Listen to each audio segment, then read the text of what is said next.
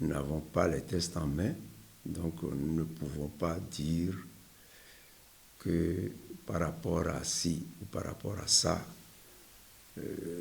voilà ce que nous pensons. Nous sommes restés très actifs dans ce dossier-là. FCBE a fait beaucoup de propositions.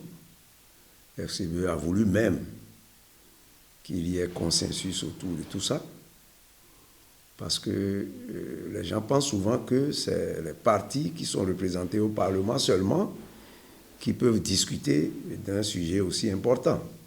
Mais FCBE dit non. Il fallait un consensus de la classe politique et pourquoi pas de la société civile aussi. Donc nous, on avait proposé qu'il y ait quand même un consensus autour de tout ça. Nous sommes juste au lendemain, le vote a eu lieu nuitamment. Il n'y a que des bribes à l'heure actuelle, parce que suite aux amendements et autres, il faut que la commission des lois et l'Assemblée nous sortent un document officiel qui puisse faire objet des analyses profondes, parce qu'il y a des nouveautés qui ont été apportées au code électoral. Ce qu'on peut déplorer, et ce qu'on peut regretter, c'est l'absence du consensus qu'il y a autour de ce vote. Absence du consensus, c'est vrai. On dit au Parlement, c'est la majorité qui l'a emporté. 79 députés, c'est quand même important. Mais les autres partis de l'opposition d'abord ont eu à faire des propositions, le parti FCBE. Et en dehors de ça, il y a d'autres partis qui soutiennent l'action du gouvernement, tels que Mouel Bénin, RN et autres, qui ont également fait des propositions, mais lesquelles propositions n'ont pas été prises en compte. Nous avons vu la déferlante à quelques heures du vote et des positions de la plateforme des organisations de la société civile.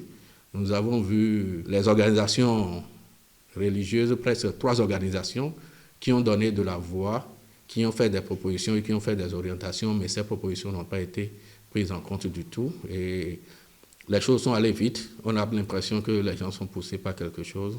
Et c'est ce qu'il faut déplorer à ce niveau. On aurait pu quand même avoir ce qu'on a demandé du président de l'Assemblée nationale. Il aurait pu s'entendre avec son bureau pour ouvrir les consultations aux autres partis politiques, ne serait-ce que les écouter.